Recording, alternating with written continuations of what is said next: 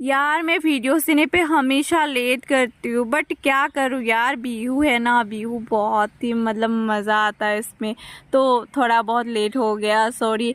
तो फिर भी मैं दे रही हूँ वीडियो आज पूरे फर्स्ट डे से पूरे लास्ट डे तक वीडियोस है, आप लोग देखना। और मेरे लॉन्ग वीडियोस भी आएगा, उस पे भी देखना आप लोग, बहुत अच्छा लगेगा आप लोगों को।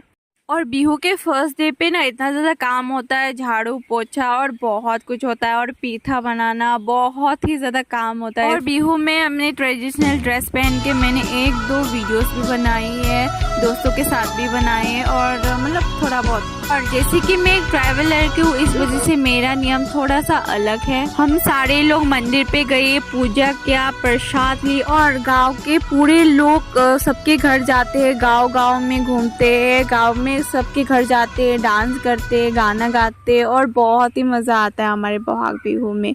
By the way, happy Bohag Bihu.